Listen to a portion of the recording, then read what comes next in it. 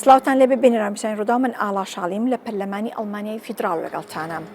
من لە هەفتپێوینی کتابەتە لەگەڵ کەسایەتێکی ناسراوی پەرلەمانی ئەڵمانیا بەڕێز شتێکنە کە ئەندام پەرلەمانە سەر بە پارتی سۆسیال دیموکراتەکان دەمێت چەند پرسیایەکی ئاراستە بکەم چونکە بەڕێز شتێکنایەک لەو کەسانی کە لە ئەڵمانیا زۆر گوێ لێ دەگیرێت وە زۆر زیاتر لەسەر پرسی شەڕی نێوان ئەمریکا و ئیسرائیل و ئێران و هەروەها دۆخی ئەسێ ڕۆژهەڵات ناوەڕاست قسەی کردووە. شتێکنە فیلن دانک بەڕێز شتێکنە زۆر سپاس کە لەگەڵ مندای سپاس بۆ هەفتپەیوینە من لەمێلێەوە دەست پێ بکەم ئایا ئەڵمانیا دەوێت چه ڕۆڵێک بگێڕێت لە شەڕی نێوان ئەمریکا و ئیسرائیل و ئێران. ئایا دەیەوێت ڕۆڵی دیپلۆماسی مرۆڤایەتی یا هەروەها ئاسایش و سەربازی بگێڕێت. Diplomatisch oder humanitär oder Sicherheitspolitik? Naja, es zeigt sich ein bisschen auch an diesem Krieg, dass die Divan salên dawî de Almanya û Ewropayê roleka wisa li rojhilata navî nelîstine û kêm giringî dane dîplomasiyê. Vêga rewş gihiştiye êrîşên leşkerî.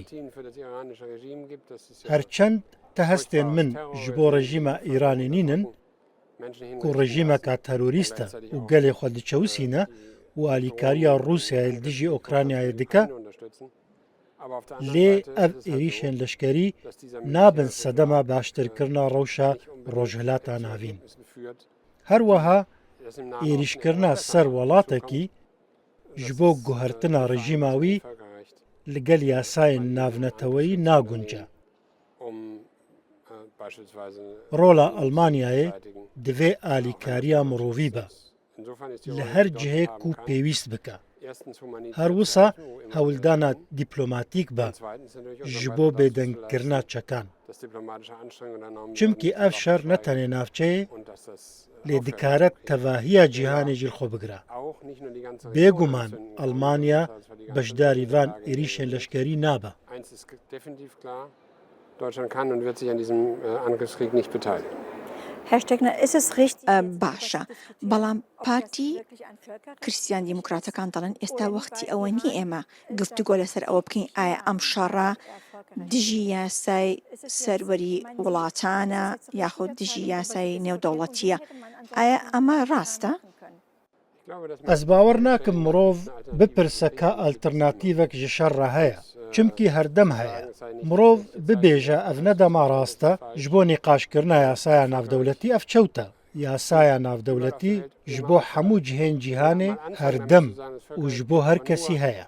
Heger em carekê dest pê bikin û bibêjin yasaya navdewletî tenê li Ukraynayê derbas dibe, lê li Grînlandê, li Venezuelayê û li Îranê derbas nabe, wê demê em ê li ku derkevin.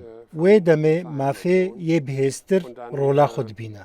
Wê demê mirov tiştê ku rast dibîne dike. Bi tevahî ji neteweyên yekbûyî serbixwe. Ango wê demê ez difikirim ku dê rewşa welatan pir xirabtir bibe û em ê zêdetir şeran bibînin. Her wiha dibe ku mirov ji neteweyên yekbûyî rexne bike, lê ev rêxistin e ku me heye û rêkxistineka navneteweyî ye ku dikare bê baştirkirin. Ji nebûna wê çêtir e. Loma jî pirsa yasaya navdewletî ne tiştekî dilxwazî ne jî teorîk e. Eger em rêzê li yasaya navdewletî negirin, em ê şerên zêdetir, mirinên zêdetir û êşên zêdetir li cîhanê bibînin. Loma jî ez dibînim ku Almanya nikare rê bide xwe ku bibêje em li ser vê naaxivin. Lê divê bi eşkerayî bêgotin ev yek li dijî yasaya navdewletî ye. بەڕێستان چەندین جارێک ئاگاداریتان داوە لە فراوانبوونی شەڕ لە ڕۆژهەڵاتی ناوەڕاست. بە بۆچوونی بەڕێستان چەندە مەترسی هەیە کە ئەم کێشەیە ببێتە شەڕێکی گەورەی ناوچەی؟ یا ڕاست شخوا ئەم divê rewşê de ne. Eger mirov binêre ka çend dewlet ketine navê, çend dewletên erebî ji aliyê Îranê ve hatine armanjkirin wekî Siûdî, İmarat, Kuwêt, Umman yan Iraq, yanî gelek dewlet ji xwe ketine nav şer. Şer berfireh bûye. Ji xwe miriyên Amerîkî hene, miriyên sivîl jî hene. İsraîlê bi awayekî êrîşeka zemînî li Libnanê ragihandiye yan jî ev ji xwe dest pê kiriye. û li derdorê tora dewletan heye ku hemû di rewşên dijwar de ne. ji Libnanê bigire heta Sûriyê û her wiha Urdunê jî. Loma jî her kes dizane ku şerê Xezayê hê nehatiye çarekirin. Berûva jî rewşa Xezayê hê jî ji aliyê mirovî ve karesat e. Li kerta Rojava jî her roj yasaya navdewletî tê binpêkirin. Ango em herêmeke heye ku di rewşeka dijwar de ye. Loma ev tişt di bingeh de ji xwe dest pê kiriye. Yek tişt nabe bêjbîrkirin. Ew jî gelê sivîl ê Îranê ye. Çi qas ku gelê Îranê piştî salên dîktatoriyê bixwaze hikûmeteka din hebe û Ayetullah biçin û supaya pazdaran nikaribe dîktatoriya xwe ya leşkerî bidomîne, ew qasî jî divê bêgotin ku li Îranê stargehên parastinê nînin yan jî pirkê min. Gelê sivîl li hember êrîşan bêparastin maye. Tiştê ku li zindanên Îranê diqewime, mirov naxwaze bizanibe jî kan hal wir çi dibe. Bi gotineka din ev karesat li ser milê gelê sivîl e û ew nikare tiştekî bi wan gotinên xurt ên ku li vir tên gotin bike. Divê ev jî bi zelalî bêdîtin. Divê mirov cudahiyê bêxe navbera rejîma melayan û gelê sivîl. Gelê sivîlek ku bi hêsanî herî zêde zirarê dibîne. Gava ku operasyonên leşkeriyên bîrengî çêdibin.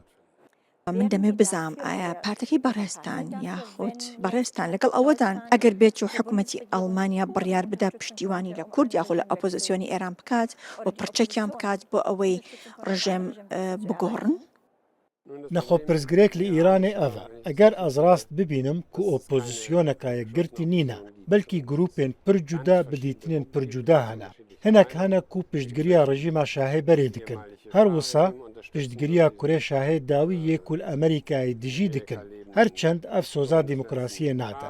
Hinekên din jî hene ku fikrên wan ên din hene. Tenê eşkere ye ku di dawiyê de divê gelê Îranê bi xwe biryarê bide. Divê em destwerdanê nekin. Girêdayî Kurdan, ez bawerim ku ew hêjayê destpêşxeriyên dîplomatîk in ku mirov hewl bide rewşa Kurdan bi giştî biguhêre. Ev yek ne tenê bi Îranê re, lê bi dewletên din re jî girêdayî ye. Ku siyaseta kêmîneyan dikare bi rengekî ji bilî tundiyê bêkirin. Ev bi mînakan li Ewropaya navîn jî tê dîtin. Lê bi awayekî kevneşopî, ew herêm zêdetir bi tundî û zordestiyê re rûbirû ye û guhertina vê yekê beşeke ji hewildanên dîplomatîk ku ez dixwazim bibînim da ku em bigihîjin aştiyeka mayînde. Lê ez naxwazim Kurdan wekî amûrekê bikarbînim. Bi wî rengê ku em wan çekdar bikin da ku derbeyê li Îranê rêk bixin. Ev ne fikreyeka baş e û her wiha ev jî her dem karesateke li ser milê kesên sêyemîn. Çimkî ew kesên ku pevçûnên wiha de canê wan dikeve xetereyê de, ne ew kesin ku li vir behsa wê dikin.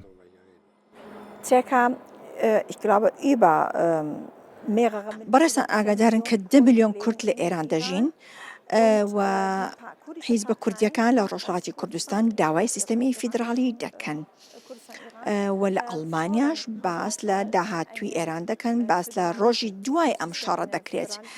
بەڕای ئێوە ئەو سیستەمە گونجاوە بێت یاخود پشتگیری لەو بۆ چوونە دەکەن؟ Der Tag danach diskutiert, über die Zukunft Iran diskutiert. Ez bawerim nekarê me ye ku em pêşniyaran divîwarî de bikin. Divê gelê Îranê bi xwe biryarê bide. Li vir jî nêrîna min ev e. Dibe ku ez şaş bim, ez nepisporim li vir, lê li gor tiştê ku ez dibihîzim nêrînên pirreng hene. Hinek zêdetir pêkhateyeka federal dixwazin. Hinekên din dewleteka navendî bi rêvebirî dixwazin. Bi dîtina min nabe ku Amerîkî, Alman yan kesekî din biryara wê bide. Belkî divê xelk bi xwe wê bike. Alîkariya opozîsyonê û piştgirîkirina wan da ku ew bêçek û bêderfet li hember vê dîktatoriyê nemînin, ev pirseka din e, ka mirov wê çawa dike. Lê destpêşxeriyeka dîplomatîk a hevbeş ji Ewropayê bêguman wê alîkar be. Lêberî her tiştî divê çek bêdeng bibin. Ewlehî hebe û derfetek hebe da ku xelkê sivîl bikaribe tevlî bibe. Civakeka mezin a Îranî li Almanyayê heye. Eger mirov li vir bi Îraniyên sirgûnkirî re biaxive, mirov dibîne ku li vir jî grûpên pirreng û dîtinên pir cê hene. Di mijara redkirina rejîma melayan de hemû kesek boçûn e. Lê di pirsa çawa mirov digihîje wê armancê û dê piştî wê çi bibe, cudahiyên mezin hene. باش لە نێو پەرلەمانی فیدراڵی ئەڵمانیا گفتوگۆکی گەرم هەبوو لەسەر شەڕی نێوان ئێران و ئیسرائیل و ئەمریکا و دۆخی ڕۆژهەڵاتی ناوەڕاست و هەرێک لە فراکسیۆنەکان داوایانکە کە دەبێ ئەڵمانیا پلانی هەبێ بۆ دوای ئەم شەڕە چی دەکەن ئایا پلان هەیە یاخود پلانتان داڕشتووە بۆ داهاتوو ئێران؟ باوەڕ ناکەم پلانên بڤî rengî hebin ji xwe armancên şerên ku îsraîlî û amerîkî dişopînin cuda ne herçend divê mirov bi awayekî rastir bêje ku Netanyahu û Trump armancên cuda dişopînin. Almanya divê bandora xwe bi hevbeşî bi hevkarên Ewropî re bikarbîne. Divê ew bi her awayî bi hev re bisekinin da ku qet nebe çek bêdeng bibin. Piştre bê gotûbêjkirin ka çawa dikare pêkan be ku Îran pêşveçûnekê bi dest bixe ku qet nebe pêkhateyên demokratîk bikaribin ava bibin. Ew çê nabin eger mirov bi ayetolahan re an jî bi hin kesên ku mirov bi xwe hilbijartin re ku ew jî demokrasiyê nayînin li hevhatinê bike. Her wisa nêrîna min ne ew ku piraniya Îraniyan dixwaze monarşiyek an vegerek ji bo rejîma şah çêbibe. Ev ne nêrîna min e. Erê derbarê hemî pirsêndin ên ku bi vê yekê vegrêdayîne an goyên komên etnîkî û kêmîneyên cihêreng ev ji xwe li Ewropayê jî tevlî heve. Divê Almanya her dem alîkar be. Eger mijar pêşxistina dîplomasiyê be. Eger mijar gihandina alîkariyên mirovî be, eger mijar jinûva avakirin û dayîna piştgiriya aborî be, divê em li wir alîkar bin. Ez bawerim ku divê em xwe dûr bixin. Hem derbarê pirsên leşkerî de, hem jî di dîtinan de ku em bibêjin ez wê wiha xeyal dikim. Ev tişteke ku divê gelê Îranê bi xwe bike. Welatên rojavayî nikarin tiştekî wiha bibêjin. کەواتە هیچ پلانتان نییە بۆ ئێران. پلان ئەوە ku em hewl bidin çekan bêdeng bikin. Em alîkariyên mirovî û aborî bikin. Em amade bin piştgiriya pêşveçûna ber bi demokrasiyê ve bikin. Çi mafê Almanyayê heye ku tiştekî wiha bike? باشە هیچ پەیوەندێکی دیپلۆماسی لە نێوان ئەڵمانیا و ئێراندا هەیە؟ باوەرم di asta fermî de tenê danûstandin bi wezîrê derve re hene û ew jî ez texmîn dikim di asteka sar dene. Lê ji bo vê neteweyên yekbûyî heye. Ez dîsa dibêjim divê em rêxistinên navneteweyî xurt bikin, ne lawaz bikin. Tenê ji ber ku em dibêjin ew bi dilê menînin yan gelek tiştan pêk nayînin, mirov bi hilweşandina wasan ziya rewşê baştir nake. Lê bi xurtkirin û baştirkirina wan dike. Bi dîtina min cihê mixabiniyê ye ku mal Almanyayê alîkariya mirovî kêm kir û hevkariya geşepêdanê daxist. Di rewşa niha de ya berûva jî rast e. Li hemû cîhanê pêşbaziya çekan heye. Lê bi bombe û mûşekan li ti derî demokrasî çê nebûye. هشتێک مێزگار بەڕێز شتێکنە دوایین پرسیام لە بەڕێستان ئەوەیە زۆر کەس پرسیار دەکات ئایا کە بەڕێستان دەڵێن دەبێت چەکەکان بێدەنگ بن زۆر ڕاستە هەموو کەسێک ئاواتی ئاشتیە بەڵام لەگەڵ ڕژێمێکی وەکو ئێران ڕژێمی کۆماری ئیسلامی ئێران بە چ زمانێک دەتوانرێت قسە بکرێت من دەمێ بزانم ئەوروپا چۆن دەتوانێت لەگەڵ ئێران یاخۆ بە چ زمانێک ئەوروپا دەتوانێت قسە بکات کە ئێران بێتە سەرخەت بە بێ شەڕ ئاشتی بەرپا بکات ئەتوانی ئەوم بۆ ڕوونکەیتەوە؟ ئەگەر من ئەوێک بزانیا بەلکی خەڵاتە نۆبلەیە ئاشتیە وەرگرتە بەرسفدان هەوێ دژوارە ئەس تەنێ باوەڕ دکم ku ew ne nêrîna ku mirov dikare bi hêza leşkerî ji derve bi bomba û mûşekan vê yekê pêk bîne şaşiyeke. Di dawiyê de mirov dikare hewl bide piştgiriya opozisyonê bike. Mirav dikare hewl bide bi rêya helwesteka hevbeş a welatên Ewropa û yên din zexta aborî bike an handanan deyne. Mirov dikare bi biryardarî beşdarî dadgehkirina wan bide yên ku di sûjên şer de tometbarin. Mirov dikare mal û milkên wan blok bike yên ku bi tepeserkirina gelê xwe dewlemend bûne. Ev hemû tişt ez bawerim mirov ji xwe dikare bike. Lê ev hêj bi yekgirtî nayê kirin ku ew şerta vê yekê ye.